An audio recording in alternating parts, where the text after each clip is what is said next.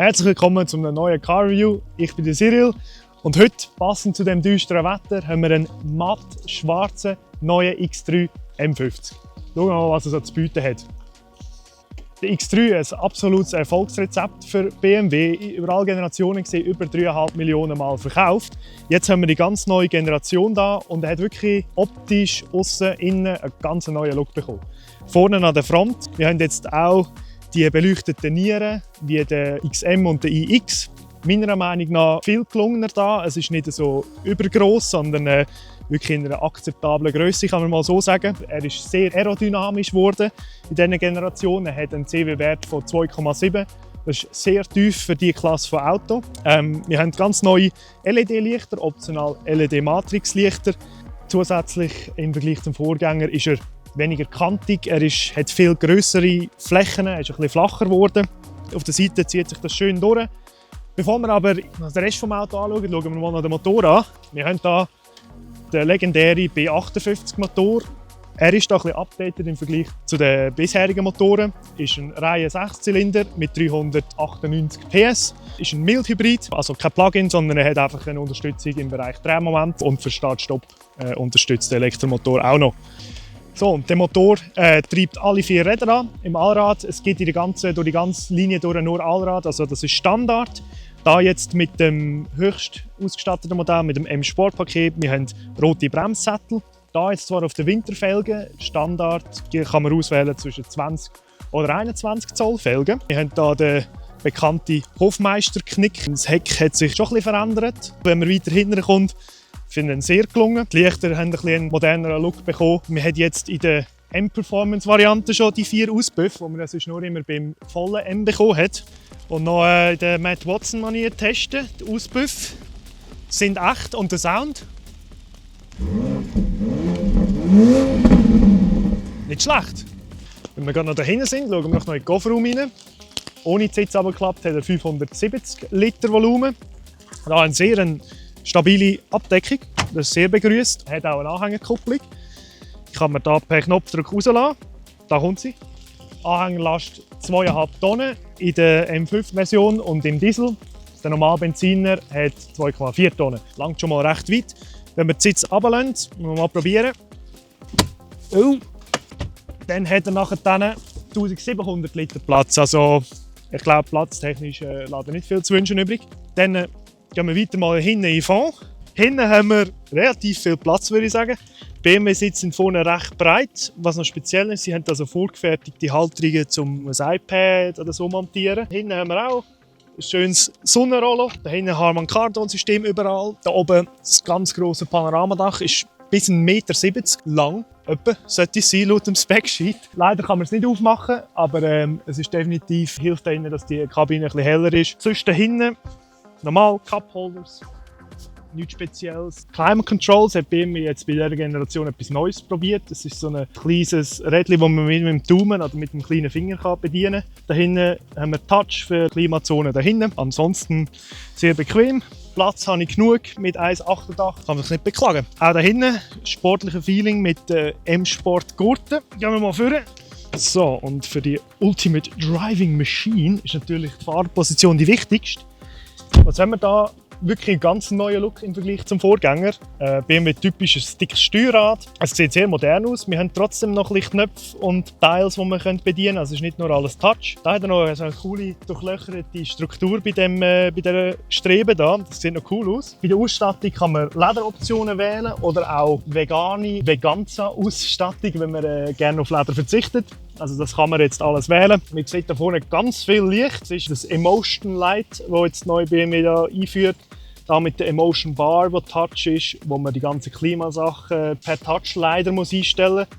Dann noch zur Mittelkonsole, sehr aufgeräumt wie der Rest vom Innenraum. Wir haben immer noch physisches Drehrad, wo man das Infotainment bedienen kann. Das ist begrüßt, das Drehrad für Lautstärke, Tipptopp. Jetzt tut man so die Fahrdynamik mit den My-Modes einstellen. Das ist sehr speziell. Wir haben jetzt da ganz viele verschiedene Modi, Sport, Efficient, Expressive, Relax und Digital Art. Ich frage mich nicht, was das zu bedeuten hat, aber es sieht relativ cool aus. Es tut dann das ganze Infotainment und das Interieur das ändern, jetzt eben in Digital Art in Violett gehalten. In der Mittelkonsole hat es wieder Platz für Getränke, wie wir es hingescheit haben. Da 2 Wireless Charging Stationen plus USB-C.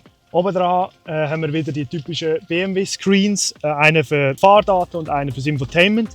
Jetzt mit dem ganz neuen BMW Infotainment System 9. Wenn man sich gewöhnt ist an BMW, dann wahrscheinlich ganz in Ordnung zum Bedienen. Ich persönlich als Nicht-BMW-Fahrer ist es jetzt relativ verwirrend. Man hat da ganz viele Apps, die man noch installieren kann. Aber ich muss sagen, es reagiert sehr schnell, es funktioniert alles tiptop. Man kann auch die Sitzheizung, Sitzbelüftung, alles relativ angenehm über einen Screen bedienen. Also das ist schon mal nicht so schlecht gemacht. Das Infotainment macht sehr viel her, trotz einem ganz neuen System. Jetzt zu den Materialien im Innenraum. Bei dem jetzt speziell so ein Stoffgeflecht, das sich über das ganze Armaturenbrett zieht, fühlt sich noch angenehm an. Pedals leider aus Plastik, aber sie sehen sehr ästhetisch aus. So, jetzt haben wir alle wichtigen Features gesehen. Jetzt schauen wir mal, wie sich fährt und nachher ziehen wir noch das Fazit.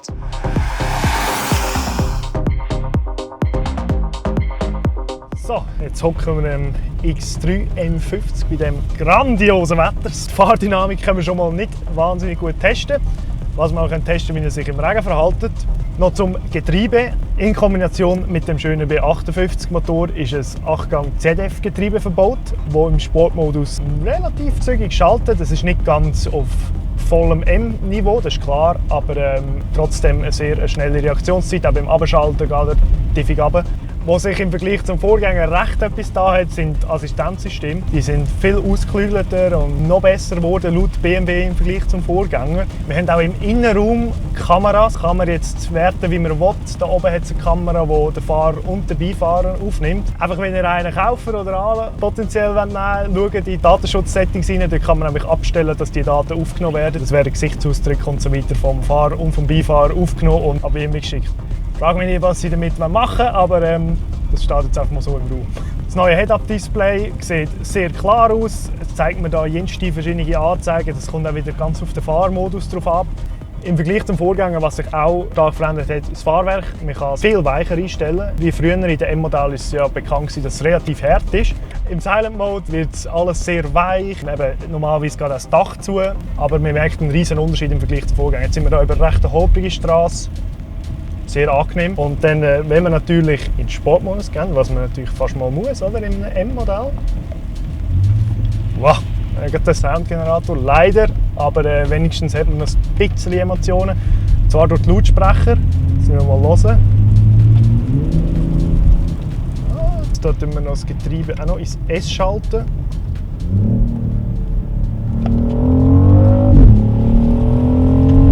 Ja, hat recht viel Zug. Also für einen nicht vollen M würde ich sagen, langt das Führung eben mit den fast 400 PS, 398 PS, langt die Führung auf der Schweizer Straße.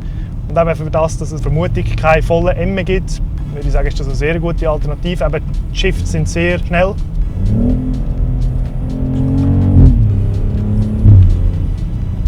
Also ich finde, der Soundgenerator macht keinen schlechten Job, dass es trotzdem einigermaßen nach dem echten Auspuff tönt. Obwohl man eben muss sagen, wie wir auch draussen gehört haben, er tönt eigentlich auch außen nicht so schlecht. Ich weiss nicht, wie es im Fahren ist, aber von innen not bad. Was noch cool ist, die Assistenzsysteme wie die Spurhalteassistent, adaptiver Tempomat, gehen bis zu 210 km/h sind die dabei. Also man kann auf der deutschen Autobahn auf das Assistenzsystem zählen, auch bei recht hohen Geschwindigkeiten. Overall zu der Fahrdynamik fährt sich wirklich sehr sportlich, trotz der Größe, trotz dem Gewicht. Ich würde sagen, overall ein sehr gelungenes M-Modell. Jetzt schalten wir ins Fazit ab, oder? So, nach dem Fahren müssen wir noch kurz das Fazit ziehen. Ich glaube, es ist ein sehr guter Nachfolger vom letzten X3-Modell. Klar, die Qualität ist gut, hat natürlich ein bisschen viel Plastik verbaut. Das müsst ihr einfach mal selber anschauen, wie es sich anfühlt. Ich muss sagen, overall ein sehr cooles Auto. Wir haben noch den legendären B58-Motor drin. Kann sein, dass es das letzte Mal ist, dass der Motor im X3 verbaut ist. Also wenn man jetzt unbedingt noch den Motor will, in einem Mittelklasse-SUV, das ist der richtige Zeitpunkt. Zum Preis, der M50 fährt bei 101'000 Franken an. Ja, so wie er da steht, mit Vollausstattung und mattschwarzer Farbe, ist er knapp 125'000 Franken. Ist nicht wenig. So wie ich ihn konfiguriert habe, kommt er bei 114'000 Franken raus. So hätte ich ihn konfiguriert. Jetzt könnt ihr euch selber ein Bild machen. Schaut nächstes Mal wieder rein zum Car Review bei uns auf dem Emil Frey Channel. Ich bin der Cyril, bis nächstes Mal.